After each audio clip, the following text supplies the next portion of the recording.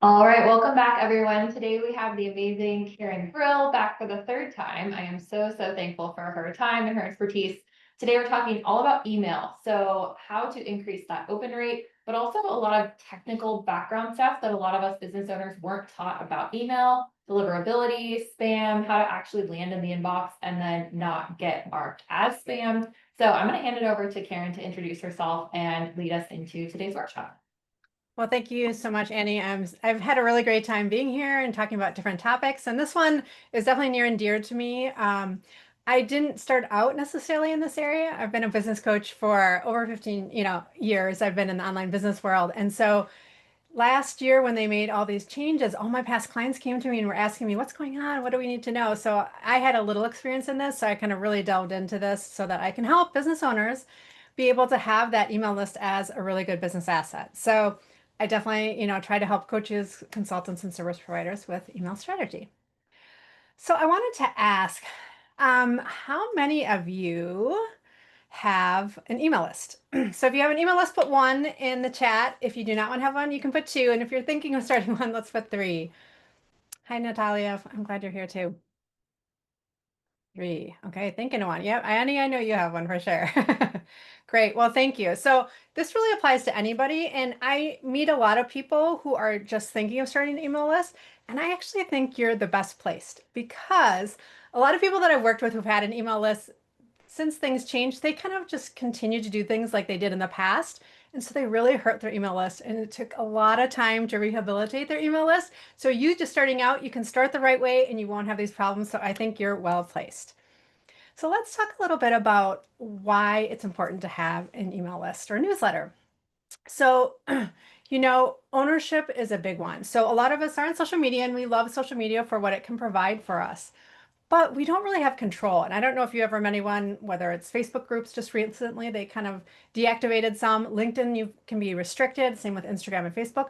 So there's a lot of reasons that we don't really have control over social media, but we do have control over our email list. And so even if you use social media, I definitely recommend trying to get people off there onto an email list so that if you, for some reason, get shut down or restricted or something, you have a way to still contact the people that you want to reach. The second thing is longer lifespan. So as Instagram and TikTok, I mean, they have reels, they disappear after a while, right? And so you feel like you're constantly creating content. But I find emails last longer. People even will go back to read them, even if it's a couple days later, where it's unlikely that will happen on social media, especially if you're trying to post every day, right? It just doesn't have the same lifespan. In addition, you can be targeted with your email, right? So on social media, we can put out things, but we can't say who's necessarily going to see it, right? The algorithm behind the scenes is showing it to different people. We can't control that. I know they have new broadcast kind of channels and things, but still, it's like you talking out and then some people receiving it. With email, we can actually target specific parts of our audience. So maybe some people are interested in, topic A. You can send specific emails to that group. Maybe there's people who like B, then you can send it to B. Maybe they like both, so you can send it both. So we can be more targeted and making sure we're getting the right message to the right person. And then, as you probably have heard, emails really have the highest conversion rate. It's usually 42%, and it's a huge return on investment. So I hope those are some reasons that you'll think about potentially starting that email list or really maybe even focusing on it. So let's talk a little bit about what has happened. I'm going to give you kind of the high level and then we're going to get into the nitty gritty. So first of all, it was in the past, if you had an email service provider, so MailChimp, now ConvertKit's Kit now, and MailerLite, all these email service providers, we actually were borrowing their authority, their domain authority, and sender reputation. So when we sent it out, they were kind of responsible for that. But now with new changes that we'll talk about, we actually are now responsible for our domain and sender reputation. We can no longer borrow our email service provider's domain reputation. So that's a huge burden for small business owners. And I see so many people don't even know that they were supposed to do this. I will say that, the new requirements were announced in October 2023. So Google, Yahoo, Microsoft, all these got together because they want to reduce spam. And so they talked about it, and then implementation started in February of 2024. And Unfortunately, I feel like the rollout wasn't very good, right? They didn't give a lot of time for email service providers to be able to kind of implement this. And that means that each email service provider has done it their own way. So there's just no one way to kind of implement and be able to follow these new recommendations. So let's talk a little bit about who. Who is this for? So this is for bulk email senders. Now, there's no real definition of bulk email senders. And so basically it means if you're sending one email to many people, right? And that typically means marketing emails. I mean, if you're having one-on-one client email dialogue, that's fine. That's kind of separate. But if you're sending one, even if it's to like 10 people, or maybe you only have 100 people on your list, it's still, you have to follow these rules. And let's just talk a little bit about email and kind of some of the reasons that they're implementing this. So there's 347 billion with a B emails sent every day, which I think is just astounding. That's even hard to comprehend. And spam accounts for 162 billion. It's almost 50% of the messages that are sent are spam. And 3.4 billion are actually phishing, so it's cyber crime. So you can see the reasons that Google, Yahoo, Outlook, Hotmail, whoever it is, they want to reduce the amount of spam for their end users, right? And we can all get behind that, I think. So again, they want to protect against that spam, phishing, and fraud. They want to reduce unwanted emails. They only want their people to receive emails that they actually want, that they've subscribed to. They also want to be able to verify that the emails came from the people that sent them. So you may have heard of something called spoofing. And what spoofing is someone pretending to be you and sending emails like they were you, okay? And that accounts for a lot of the crime. And so Gmail and Yahoo, all of those want to ensure that the person sending it is actually the person, the real person. So just in general, they want to create that safer, more secure email system, which I think we can all get behind. Now, I want to talk a little bit about kind of email marketing, like what actually happens when we're sending an email so that you really understand some of the changes and why they're needed. So I think most of us think when we write our little emails and our email service provider, right, we get it all the way we want it, and then we click send. We think it just goes right to people's inboxes, right? It just goes to our subscribers. If only were that easy, right? So instead, I mean, and this doesn't even actually do it justice. There's so many more steps and more things. But basically what happens when we click that send button, it first goes to our email service provider. So maybe it's MailChimp or ConvertKit, whoever you use. And they do their own processing, right, behind the scenes. We don't really see what happens, but they have to do their own processing. And then when it will leave our email service provider and go to our subscribers recipient clearinghouse. So it goes through there, and then that's when it starts to go through all these checks, spam filters and authentication checks. So it goes through this like gauntlet, right? They're trying to get through to try to get to your inbox. So right before it's potentially getting to your inbox, there's kind of three decisions that can be made. It can either get to the inbox. Now that's just the inbox. That could be the spam folder still or the promotions tab, right? Or it could be quarantined. There's something wrong with it and they want to be careful. Or it could be outright rejected. So it actually doesn't even reach your recipient or your subscriber. Okay. So this is kind of an overview of this process.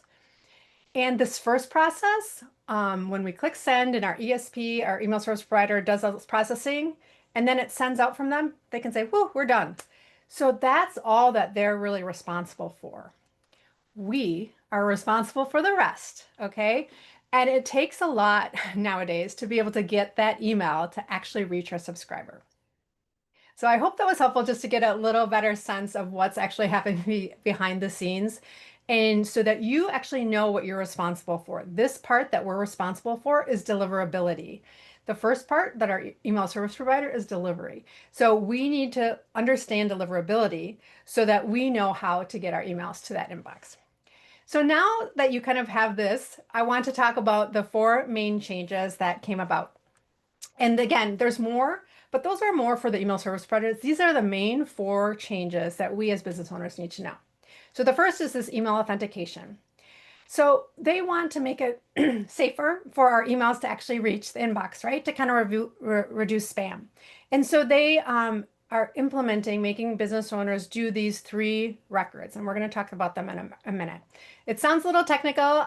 It is a little bit, but once you understand what's behind it, I think it's much easier to implement.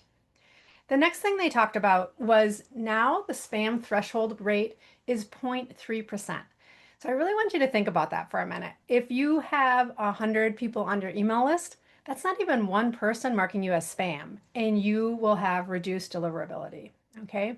So think of 1,000 people, it's 3 people mark you as spam, right? So it's such a low level that it really kind of changes the whole email marketing paradigm. We have to think a little differently about how we send emails. Like in the past, before kind of 2024, we could have a list and we'd send an email and it would go to everyone. Some people would open, some people not, right?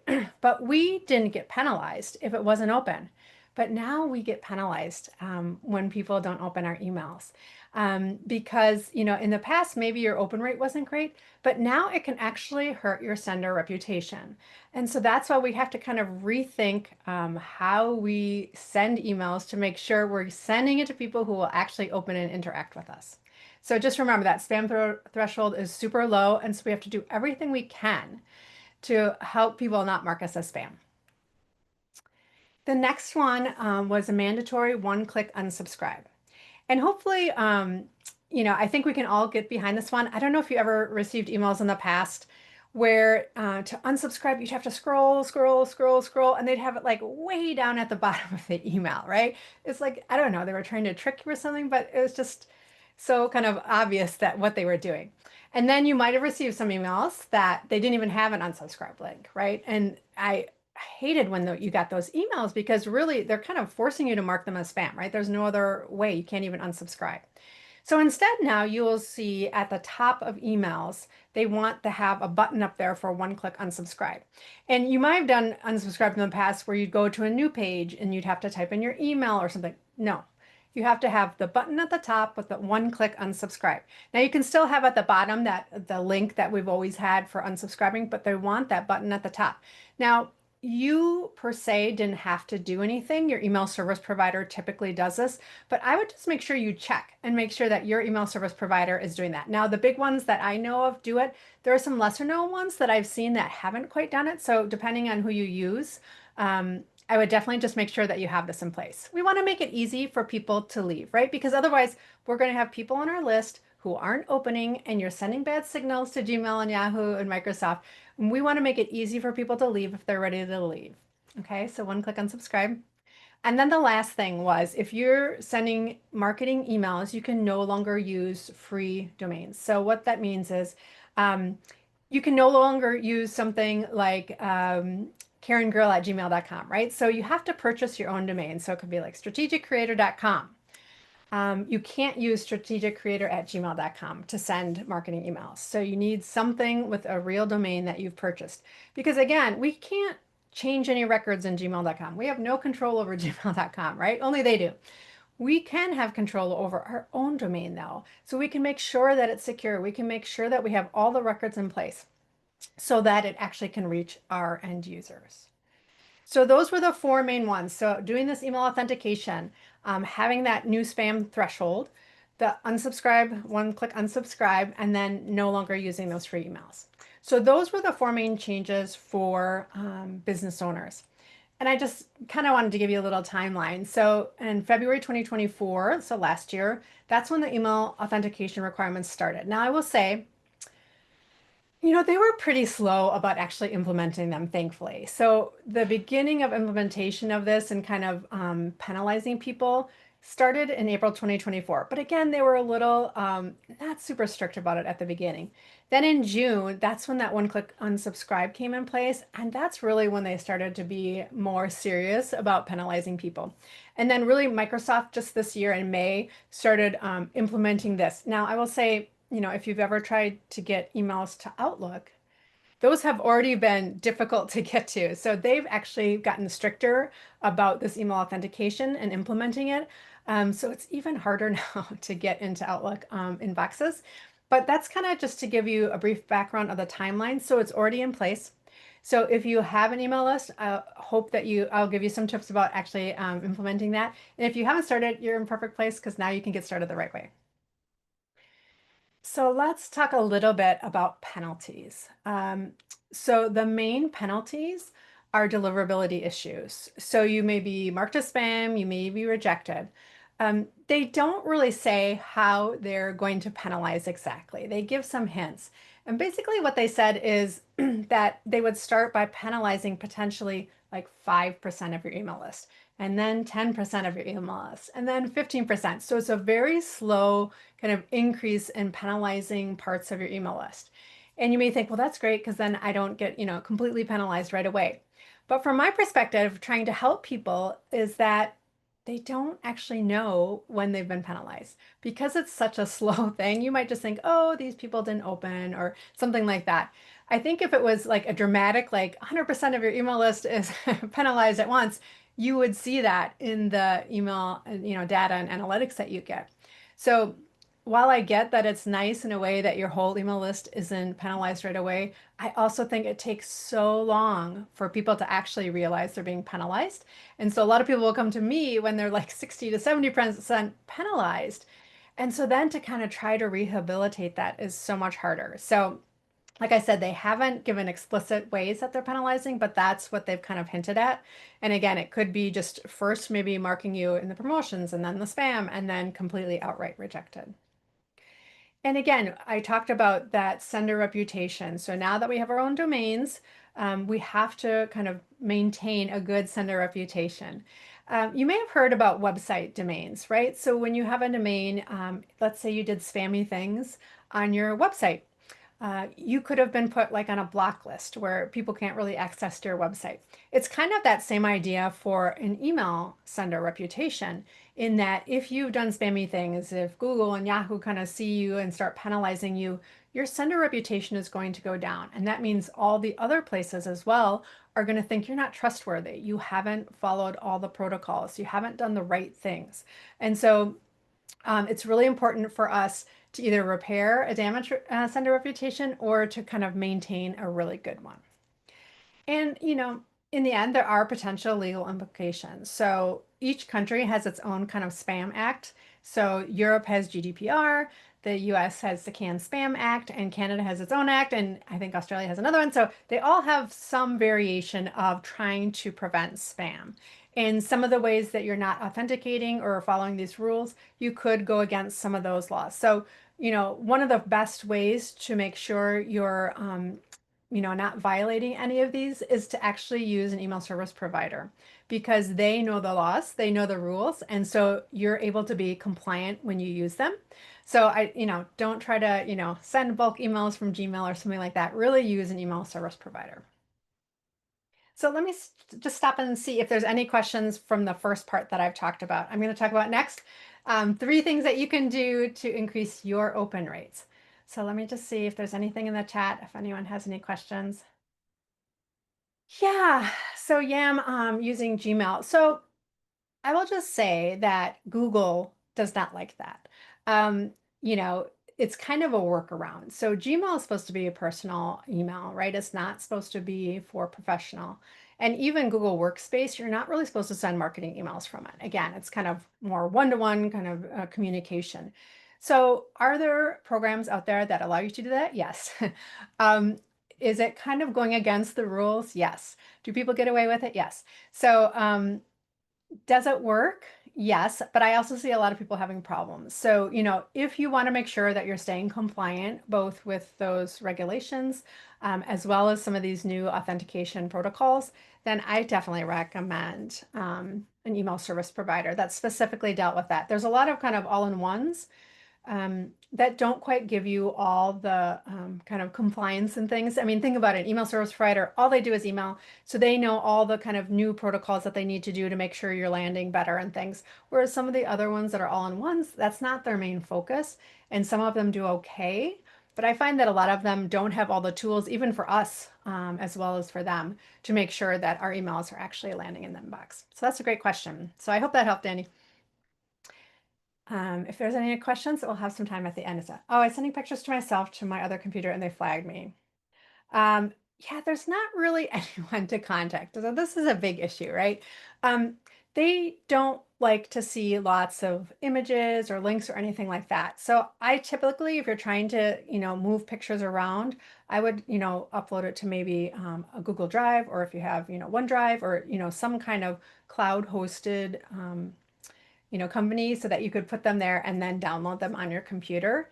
Um, so it's a little hard. You can try to see, I'm not sure how you sent it. Google, I mean, you can try to contact them. Will they respond? I mean, that's a different thing. There's definitely some tools you can try to check and see how you were. Sometimes it's just a limited time that you could be restricted. And it's, again, they're just trying to stop spam. So they're afraid that somebody was trying to spam you, right? Like they didn't know that you were the same person sending to yourself. So I hope you can get that resolved, but otherwise try to give it some time. If it is like something like Gmail that you were sending, there's some tools that Google itself has that you can try to look at your sender reputation and see how it's doing. So I hope that helped. So let's spamming yourself. I know, isn't that crazy? But there's somewhat so much of it is now just automated AI, right? So it's not someone who's thinking about it. And so they flag a lot of things that then they end resolve later. But we have to just be even more careful to try not to look like we're spamming people. What are the best dates and times to send emails for higher open rates? So, unfortunately, that's not an easy answer. It really depends on your audience. So, if you think about it, each audience that you collect for email, there's a different group of people that even if I'm a business coach, if someone else is a business coach, we could have, the same type of audience, but the collection of people may be different. Typically, I would say for B2B, usually morning works well because when you think about it, people first thing in the morning look at their emails, right? So a lot of times you can catch people like that. For consumers, a lot of times it's later, right? Because if they're going off to work, they're not necessarily looking at their personal emails. And so a lot of times I see people do well in the evenings or even on the weekends, where I wouldn't say that that's true for B2B. But again, you really need to test. I mean, with online business in general, it's all about testing and testing your messaging, testing the times, testing the days. Typically they'll say for a B2B, the work week. And again, a lot of times Tuesday through Thursday is good. But I mean, there's a lot of big entrepreneurs that send their, I know one who sends, Justin Wolf sends on Saturday, for instance, right? And I guess he does well because he probably wouldn't do it if he wasn't getting good open rates and things like that. So, I think once you start to get your audience, you need to test and you can even start to ask them, right? Like, I think this shift is really forcing us to learn more about our audience, to really understand what are the topics they want to hear. When is it good for them to read about it? So really kind of building relationships with our audience in our email in a way that we didn't really have to in the past. So I hope that helped, Natalia. Okay, we are definitely going to talk about this because this is one of the things that we're going to talk about. So I'll answer that through the rest of these slides. So the first thing I want you to do before you authenticate, so many people just jump right into authentication and they can actually really hurt their list when they do that. Because before you authenticate, you really need to prepare your email list. So because this is your own sender reputation, your own domain reputation, you don't want to ruin it like from the first email. And what a lot of people do is they'll just authenticate and then send email like they always did. Well, if you hadn't cleaned your list, then most likely you're sending to people who aren't opening. And then again, you're sending immediately the signals to Gmail and Yahoo and everyone that, oh, you're sending emails to people who aren't opening them. That must mean they don't want them. So you're looking like a spammer. So one of the things is to clean your list. And, that includes things like looking at your bounce rates. So, there's different kinds of bounces, but I think, just getting rid of those bounces is a great way to start cleaning your list.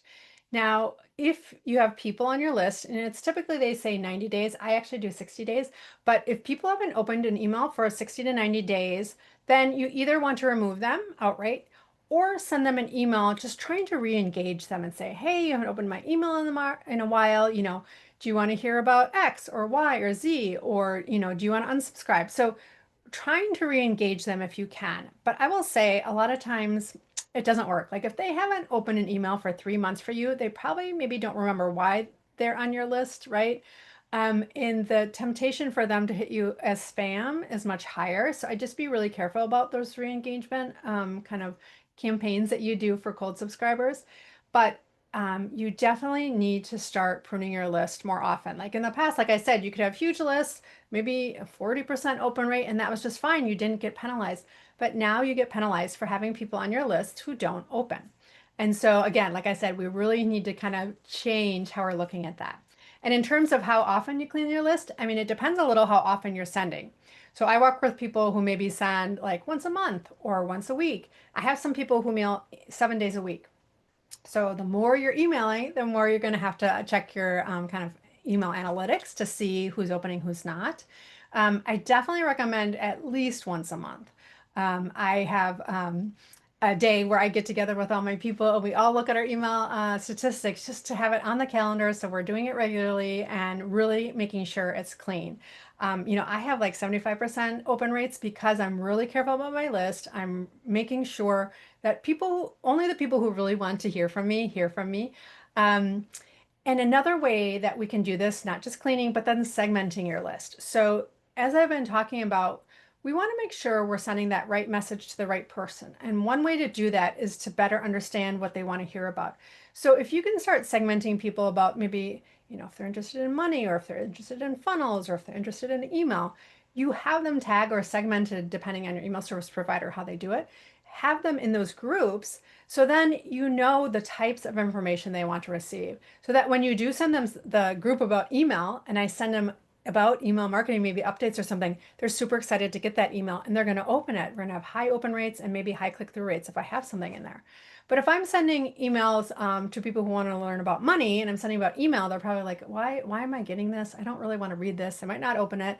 Or they could potentially mark me as spam, right? So we just have to be really careful as business owners that we're understanding our audience, understanding what they want to hear from us, so that we can maintain a healthy email list and send a reputation. So that's the first thing. So kind of prepare your list, and a lot of that's cleaning. The next thing is to start with the setup. So, the best place to kind of learn how your email service provider does this, because I said each one does it differently, is to look for their service. But here's another thing that people miss. One of the records that we talked about for email authentication is an SPF record. You don't have to know what it's for, but what it is basically, it's like a guest list. It's like a list of people you're saying these people can send emails on my behalf. So the email service provider obviously sends from your domain, like it's from Karen, right? But there's a lot of other programs that we use. So I want you to think of all the programs that you use. So do you use Google Workspace or Microsoft 365? You're sending emails from that domain. If it's the same domain, you need to make sure it's authenticated. There's a ton of course platforms, so maybe use Kajabi or one of the many course platforms. There's CRMs as well where you're sending emails. Different carts, the way, depending on how they're set up, they could potentially send emails on your behalf that you want to make sure are covered. There's client platforms like Honeybook or Moxie or any of the other ones that, again, you're sending emails from. You need to make sure that you're including this on this record. And then again, there's so many other kinds of platforms that people are using these days. So if you're sending emails from them, you want to make sure that this is on this SPF record. So you're going to list all the programs that you use and send emails from. So this is something that I see so many people overlook, but I hope now you'll know, like, make a list of all the programs that you're using. You can typically Google each one and say, okay, email authentication, and you can see what it says, what you need to do. Some you might not have to, but it's always better to check first. So let's talk a little bit more about kind of what this setup means. And this is the email authentication protocols. So the SPF, like I just said, is kind of like a guest list, right? You're saying all the programs that send emails on your behalf. The DKIM is really a security feature. What you're saying is, this is an email from me. It hasn't been tampered with. It has these keys, right, to keep it safe and secure the whole way until it reaches the inbox, right? So you're just proving that nobody can tamper with your email. And then the last one is the DMARC. And the DMARC lists what happens if something goes wrong. So what you should do. And so, those are the three main records that you need now to implement. And another thing that people miss is DMARC reporting. So this is a report that you'd get, let's say each week, and it'll say, oh, all these emails were processed correctly, or maybe there's a couple, 3 emails here that didn't, that there was something wrong with them. That way, you know if you're having a problem. So many people just do the first 3 records without implementing the reporting part. So they never know when something's gone wrong. And so they keep sending, and their sender reputation is going slowly down, down, down. So, like I said, for your email service provider, if Google or ask in their help section these issues, it will tell you how to implement from them. Just remember there could be other programs you're using that you need to do as well. And then there's quite a few monitoring tools out there. So Google has something called Postmaster tools. And again, this is showing your domain, it's showing the emails that are going out if you're having any problems. And again, it's free, easy to implement, especially if you're already using Google products. I definitely recommend that so you can, as soon as there's an issue, you want to be able to kind of nip it in the bud and stop it right there. And so if you know that something's gone wrong, you just stop emailing. Don't email until you've resolved it. But because people don't look at any tools or any monitoring, they don't know when there's a problem and they keep emailing and keep building up those problems with their sender reputation. Um, so let's see, I do have a business and I have Shopify. Do I still have to get an email domain or can I have one linked to my account? So Shopify, you'll have to see how they have their setup. I do know a lot of Shopify people who use Shopify who have their own custom domain, and so they have authenticated as well. If you're still using like a Shopify kind of subdomain, you may not have to. But again, I would Google Shopify and that, ask about email authentication and see what they say. I think it really depends on how you have things set up. So that's the first place I would start. So I hope that helped. Karen, And can I also can I interfere and can I ask a question as well? yeah. I have also business set up on Thinkific, which is obviously the competitor to Kajabi. And they do have a fantastic option there as well to kind of like do marketing. But have you ever dealt with them? I'm a bit like, I don't even understand, where do I start? So I've used Thinkific in the past, and I think they do a really good job. Typically, though, I had mine set up through my email service provider. So I did like a Zapier, and connected it through a third party like that. So I didn't necessarily send emails. I think they got the receipt through Thinkific, but I think that's all. Um, like I said, in terms of email marketing, my preference is always to use a specific email service provider since that's all they do and they're the best at what they do, I would say. Can these other ones do okay? I mean, I know, Thinkific, Teachable, Kajabi, all of those you can send emails. Do I think you have as many options in terms of segmenting and doing kind of automations and things? I don't think you have as much control. So I guess it depends if your business is maybe kind of simple and you don't maybe need those things, they could potentially work. I would still look though to make sure that you're abiding by these protocols. So, definitely look up Thinkific plus email authentication just to make sure that you've got that in place. Does that make sense? Is that helpful? Yeah, thank you so much. Thank you. Mhm. Great. Thank you for those questions. So the last step that I want you guys to make sure that you're doing is monitoring and adjusting. So I can't tell you the number of times I've started working with somebody and they just never look at their numbers. I think there's definitely a fear of looking at some of those numbers and what they mean, they don't know. And so I think they just don't look. They just don't even want to know, right? But in order to make sure that you're staying compliant, the ways we know if there's a problem is by looking at that data and those analytics, right? That's the only way we'll actually know if you don't have these other things set up. So I will say that if you're starting out and you're just authenticating now, right? It's a completely kind of new domain. You've never sent any emails, so you have no reputation from the beginning. So this is a great time for you to kind of get in the habit of looking at your email analytics. This is like your baseline, right? Like this is before anything has happened. You'll start to see over time at a high level kind of what your open rates look like, what your click-through rates look like, and really paying attention to that. Now, I will say that open rates have changed a little bit in the past year or so. Apple iOS marks all emails as open. So a lot of times our open rates are a little bit inflated. So let's say you have a 40% open rate, your open rate is probably closer to 30%. I always kind of minus about 10% from whatever they say, just to kind of factor that in. Because again, we want to be realistic about open rates. I don't think looking at open rates like from email to email is very helpful because of that. But if you think of it as kind of a higher level over time, looking at it, if you kind of stay even, that's great, right? If you start to go down, that's maybe means you have a problem.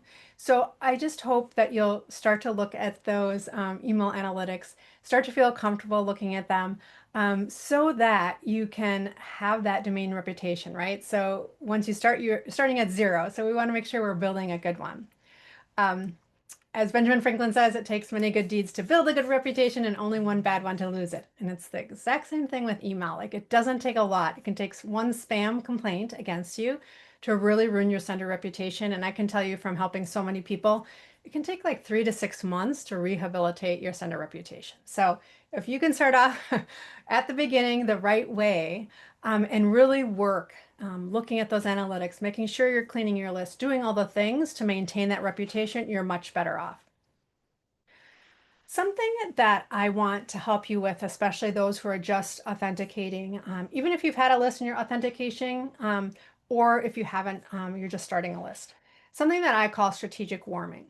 So let's say you just authenticated, you put the SPF, the DKIM, and the DMARC records in place. You can't just send to your whole list right away.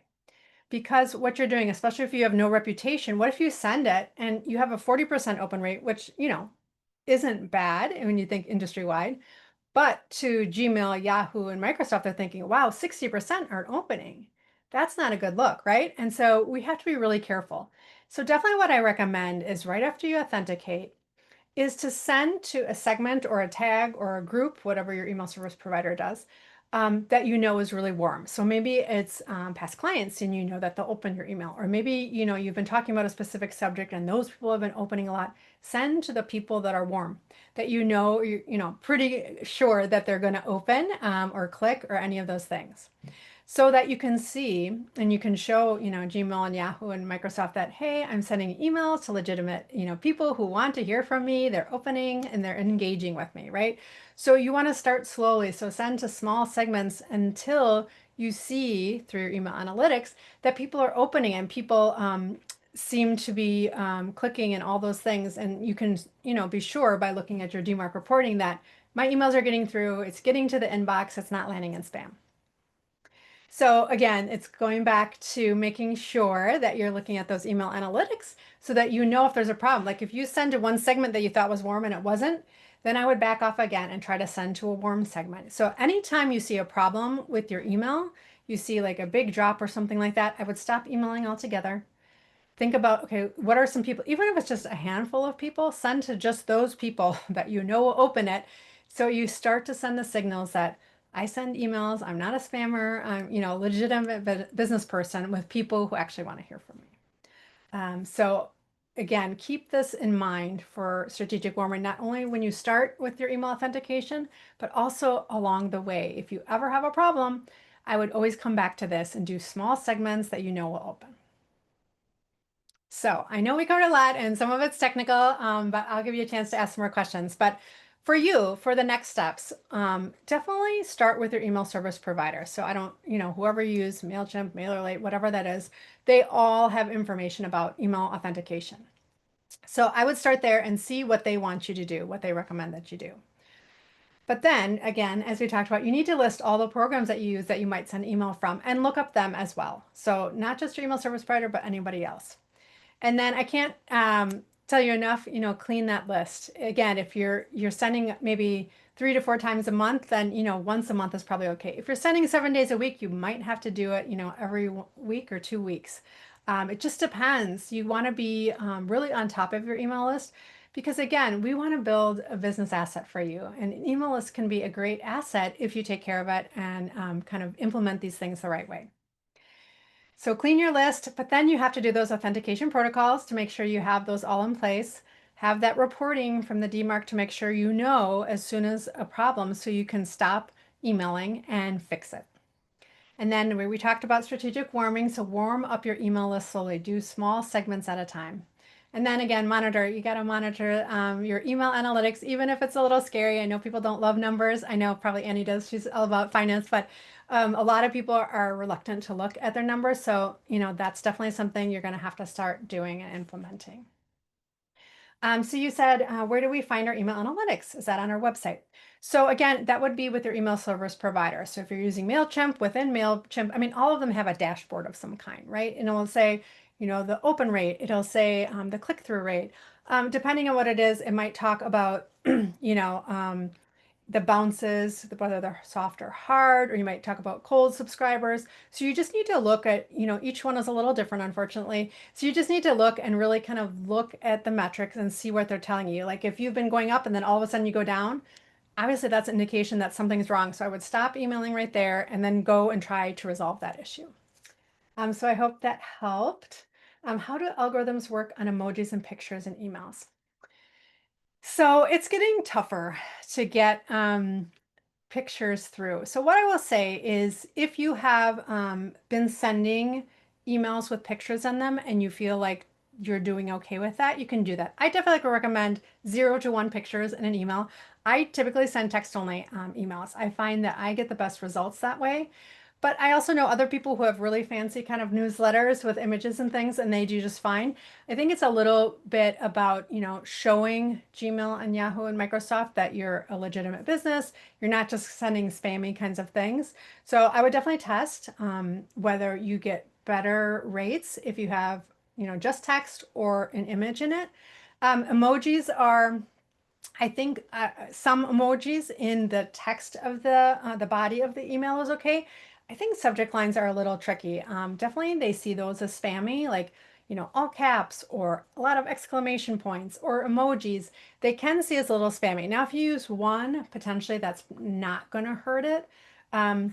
With images and even emojis, I don't know if you've ever received like an email, typically in Gmail, but also on Outlook. At the top, there will be a gray bar that says, these images have been hidden to protect you, right? You might have seen a warning like that. If you ever send an email and you're on your list, I would try to look and see if you're getting those because I see a lot of those and it's typically there's something wrong with their authentication. They're not doing right, or they have like 10 images. So I recommend 0 to 1 images. I definitely recommend if you can only 1 link. So 1 call to action, especially if you're taking them off, to your website or somewhere else. Now, if you're sending a survey where you're saying, hey, do you want to hear about topic X? And that's a link, or topic Y, and that's a different link. I think those are okay because that's really kind of segmenting your list. But if you're sending a link to have somebody go off platform, that's typically where you only want to have 1. So again, 0 to 1 pictures or images or 0 to 1 links is what I would recommend. So hopefully that was helpful. Does IP have an influence using multiple email accounts from the same computer? So again, the IP address is typically through the email service provider, unless you have it set up kind of with your host and things that you have kind of your own instead of a shared IP address. You have an individual IP address. Depending on the email service provider, some of them you can actually switch IP addresses that they send out from you for you. So, that's pretty technical, I will say. I definitely recommend trying to be consistent. If you're sending marketing emails from an email service provider, you can have different addresses, but I typically recommend to try to have the same one so that, your subscribers are used to seeing it's from you. Like they'll start to recognize you.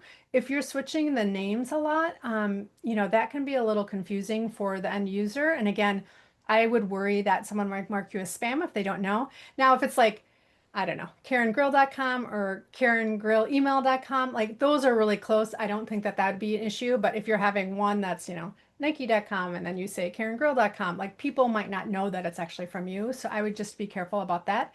If you're talking more about like Google Workspace or something, that's probably a little different.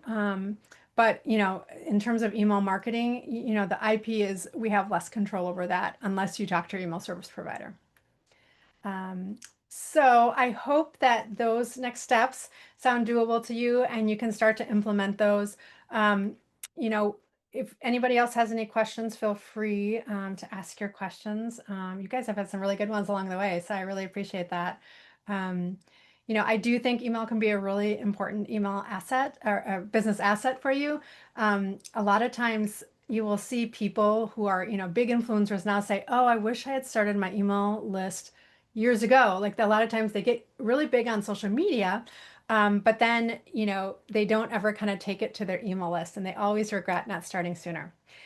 Favorite email providers. So again, this is my opinion. You can take it with a grain of salt, but if you're looking for free, I personally don't like MailChimp. I think it's kind of, I think it's more challenging and terms of user. And also it kind of adds up quickly, like they start to charge you for more and more things. I think MailerLite is a good free option because you get landing pages with them. They have automations that you can use with them, and I think it's free up to 1,000 subscribers. 500, I think it's 1,000 for MailerLite. So that's a pretty good deal. Like you can stay free with them for quite a while. If you're thinking about paid, and these are pretty low cost. I mean, ConvertKit, which is now kit.com. I think they start at like $29 a month. So, I think that's pretty reasonable in terms of a business. ActiveCampaign does a pretty good job as well. There's some newer ones that are more, I would say, newsletter based. So like Beehive is one that they really focus on more of a newsletter as opposed to an email list. So I think all of those are fairly low range. I think 29 to maybe 39.49. So, it's a fairly low cost for any of those. And I find that they work pretty well and they're fairly easy to use. And so that's what I like for my clients, to make it easy so they'll actually go in, look at their metrics, they'll make their emails, all of that. Let's see, how to plan content. Well, that's a huge topic that we could talk about for a long time. But one thing I will talk about is that, if you're already producing content somewhere else, so whether you have a blog or maybe you have, LinkedIn or Instagram, or you're creating content somewhere else, a lot of times what I would recommend is, repurposing that content that you can use in your email. The one differentiation I would typically make is I think there's people think that, an email that they're receiving should be a little bit more in depth, right? Social media, we can kind of more surface level. We can't kind of get into all the details or something. I think the expectation is with the email that you would get a little more in depth. So maybe it's just, flushing out a couple of the bullet points that you talked about or something like that. So I just think a little bit more robust information for your email list. In terms of kind of thinking about what to send, I mean, if you have clients, think about the questions that they ask you. And you can make a lot of content around that. I think you can also make a lot of content around maybe just things that happen in your life that you can kind of relate to your business or whatever your topic you're talking about. I find that people, especially these days, really are looking for kind of authentic, kind of real, raw, not super polished kinds of, whether it's video or written. And so really trying to be kind of personable with your audience, building those relationships, getting them to trust you is all about creating content that they can relate to and start to see you as the expert. So I hope that helped with that. Obviously that's a huge, a huge topic we could do all together. Can you recommend a free for Shopify? So I don't know all the ones that Shopify integrates with. So I would just look up Shopify and integrations and see what native kind of integration they have with an email service provider. I think that I remember ConvertKit is one of them, or Kit now. So definitely you could look up all the email providers that they connect with, and that's a good way to go. I prefer to do that than trying to have a third party like Zapier or Make or something. So if you can find that native integration, then I would go with that email provider, especially if Shopify is the kind of core of your business. So I don't know if there's any other, yeah, I think that's all the questions that I see. How does sender name, brand name versus personal name impact?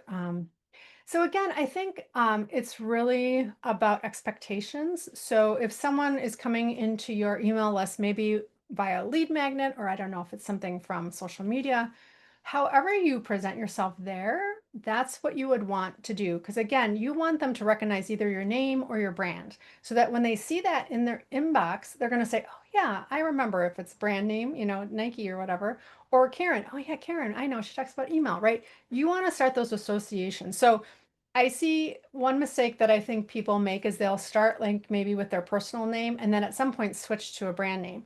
The problem is if you haven't really trained them, and you can give them notice and everything, but it's kind of not the same, right? And so we really want to make sure you want to prepare your list, set those expectations from the beginning, saying, I'm going to send this many times a month, 3 times a month or something. It's always going to come from me, or it's going to come from this brand name. So, make sure you're looking out for that. So whatever you use, just be really consistent and let them know in advance. So I hope that helps. Either one, you can, open rates that won't matter. It's just whatever your audience is used to seeing. So we're making sure that they're opening. So I hope that helps everyone.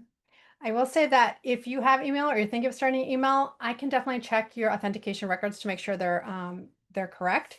So if you go to this, we can just set up a call. You're going to give me your domain, and then I'll look up and make sure that you have the records in place from what I can see from the outside. And we can talk a little bit about your email and see if everything is in place the right way. So it's really should be a campaign and plan in advance. So, I mean, I, you know, some people send, they write the email and send it the same day. So it's really kind of what you're used to. You just have to have those considerations in place. Again, thinking about, okay, does my whole list need to get this email, or is this only for this type of person, or it's only for this group of people? And really then, making sure you're sending that to them. I think, a lot of times if you're sending maybe, twice a month or once a week or something, it's helpful to schedule out that email, right? So you know that it's going to go out. You always send on Wednesdays at 7 a.m. or something. You know that it's going to go out at that time. You don't have to worry about that. So if you can, I think it's nice to be able to plan and have those scheduled out. You don't have to worry about it. But I also know people who are really great at kind of storytelling and sending kind of real life emails, and they just write them the same day and send them the same day. So it's really kind of how you work. I'm definitely more a planner, scheduler kind of person, but it can work. You just, again, it's setting the expectations so your audience knows what to expect and you know what you're expected to do. So I hope that's helpful with that. And I would love if you connected with me on LinkedIn. That's where I spend most of my time, and you'll see a lot more information about the things we kind of talked about. So you can always kind of keep learning and keep up to date. Like I said, there's changes all the time. And so I'm trying to keep people updated on the changes in email marketing. Will there be a replay? I believe so, Annie, right? There's a replay. Yeah. Yeah, thankfully we are recording, so we'll send out the replay so you all can, yeah, it will be sent via email. So you all, anyone who registered will get the replay. I know this was so full of tips, so I definitely will be rewatching. And I'd love to hear any takeaways that you guys like. What is the one thing? Like, I would love it if you schedule something in your calendar right now. If you have an email list, maybe it's to go look and see if you have any bounces that you can clean out, or maybe it's to just even think about what you're going to write about if you're just starting an email list, or maybe you're going to go look up your email service provider and if the email authentication, what that means for them. So I hope that you have a takeaway. If you want to share it in the chat, I would love to hear it. But I really want these to be actionable, the things that Annie and I have done together. And I want you to take action. I don't want you to just sit and listen or even just watch the replay. Really make an action item for yourself. Just one thing. That's all I'm asking, so that you can make a difference for your email list. And even if you're thinking of starting one. Yeah, I can just share. I knew a lot of the things you were saying, but even the things I know, like I want to go segment my list a little bit more. I'm thinking I want to clean out. I do some cleaning usually every other month, but I want to maybe clean a little bit more in depth. Yeah, those are just two right off the top of my head, but I feel like I had a lot of ideas. Those are good ones. And, I think people don't realize, because especially if you had an email for a long time, you didn't really have to clean as much. Because you, like I said, you didn't get penalized. But now that there's a penalty for you, I think we need to be incentivized to go. And segments, in the past, maybe you had segments or you had tags with certain lead magnets, right? And that worked fine. But now it's not just who's coming in or how they're coming into our list. It's how engaged they are, right? And so we want to start making sure we know, okay, maybe people on this lead magnet are really warm. So I want to know that this is my warm group of people. So if I have a problem, I can send to them. So it's kind of going a little bit more in depth than I think what we've done previously with segments and tags, and really thinking about our audience and who's really opening. Yeah. I never heard they changed the email rules. So you're not the only one. I hear this all the time. And like I said, I don't think they did a good job rolling it out so that everybody knows. I don't know, since I was a little bit in it, I heard about it, but I definitely know so many business owners, like, how would we know that this even happened? Email service providers, even, I don't think it did a good job telling people that this was coming and how kind of important it was for people to pay attention. So I agree. It didn't roll out very well. Well, thank you so much to everybody. I hope this was informative. I hope you'll take action. That's what I really like most of all. And thanks so much to Annie for having me.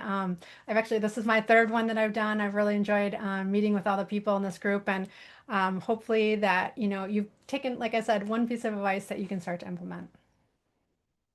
Thank you so much, Karen. Really, really appreciate it. And again, everyone, I'll send out the recording. Connect with Karen on LinkedIn, send her a message.